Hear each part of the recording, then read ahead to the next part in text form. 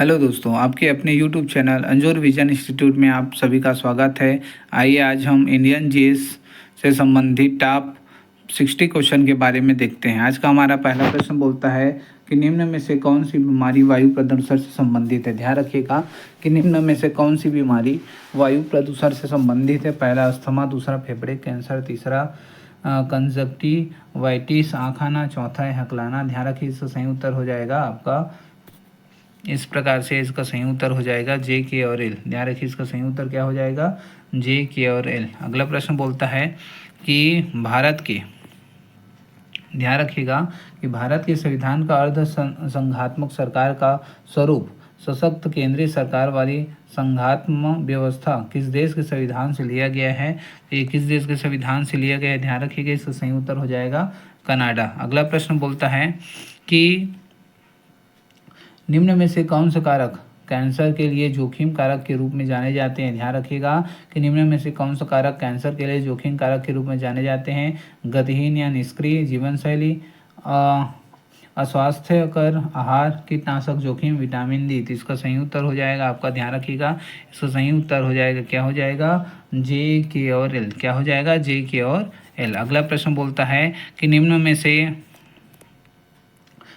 से कौन सी कोविड-19 वैक्सीन की उत्पत्ति भारतीय ने की थी। तो किसकी की थी, कोवैक्सीन की थी। ध्यान रखिएगा। अगला प्रश्न बोलता है कथन और कारण दिया गया। कथन बोलता है कि भारतीय संविधान में मौलिक अधिकार भाग 3 में दिए गए हैं, जबकि कारण बोलता है मौलिक अधिकार केवल भारतीय नागरिकों के लिए को दिए गए हैं। तो इसका सही उत्तर हो जाएगा ए सत्य है, जबकि आपका आर क्या है, असत्य है।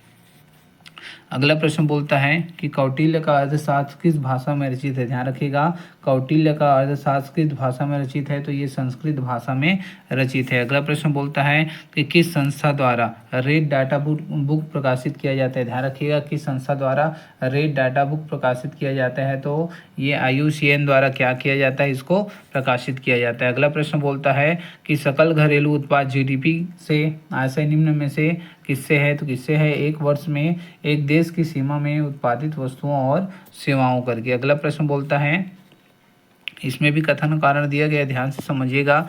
बोलता है कि निर्देश नीचे दिए गए कथन और कारण के लिए सही विकल्प चुनिए। कथन बोलता है कि 3 सितंबर 2025 को 56वीं GST परिषद की बैठक में बड़े कर सुधार किए गए, जबकि कारण क्या बोलता है कि 4 स्तरीय कर संरचना 5%, 12%, 18% और 28% को हटाकर एक सरल 2 स्तरीय 5%, 18% की प्रणाली लागू की गई। तो इसका सही उत्तर हो जाएगा ए और आर दोनों सही हैं और आर ए की सही व्याख्या करता है। अगला प्रश्न बोलता है 10 नंबर का, ये भी आपका कथन और कारण बोलता है कि सिकल सेल एनीमिया रोग मलेरिया के विरुद्ध प्राकृतिक चयन का एक उदाहरण है।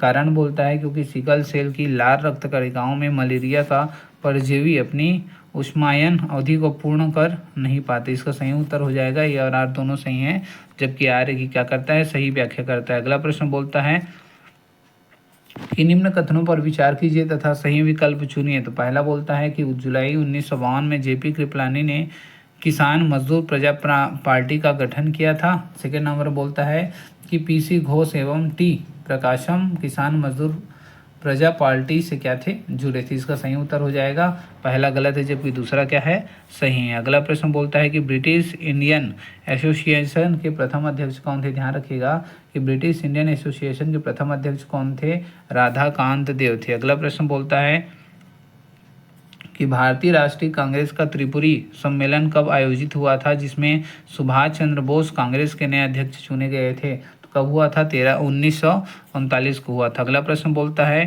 कि 1920 में आयोजित all India trade union Congress के उद्घाटन सत्र की अध्यक्षता किसने की थी। किसने की थी, लाला लाजपत राय ने की थी। अगला प्रश्न बोलता है कि मगध साम्राज्य की राजधानी पाटलिपुत्र के बारे में निम्नलिखित में से कौन सा कथन सत्य है। ध्यान रखिएगा तो सत्य क्या बोलता है कि पाटलिपुत्र उत्तर में गंगा नदी से एवं पश्चिम में सोन नदी से क्या हुआ है, घिरा हुआ है। अगला प्रश्न बोलता है कि प्रसिद्ध चित्रकार नंदलाल बोस किस वर्ष कला भवन के प्रिंसिपल बने थे। किस वर्ष बने थे, 1922 को बने थे। अगला प्रश्न बोलता है कि लोकसभा एवं विधानसभा में सीटों के आरक्षण से संबंधित निम्नलिखित कथनों को पढ़िए तथा सही विकल्प को चुनिए। पहला कथन बोलता है कि लोकसभा की 543 निर्वाचित सीटों में से 84 सीटें अनुसूचित जातियों एवं 44 अनुसूचित जनजातियों के लिए आरक्षित है कथन। और सेकेंड बोलता है कि किसी निर्वाचन क्षेत्र को आरक्षित करने का निर्णय परिसीमन आयोग द्वारा लिया जाता है। तो इसका सही उत्तर हो जाएगा पहला।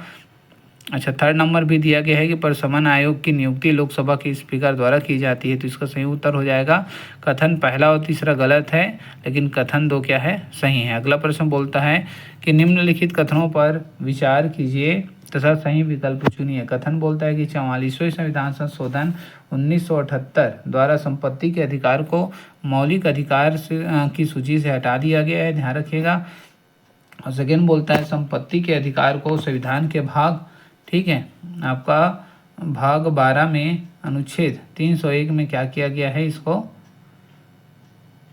अधिकार बना दिया है। अगला प्रश्न बोलता है इसका सही उत्तर हो जाएगा पहला दूसरा दोनों कथन क्या है,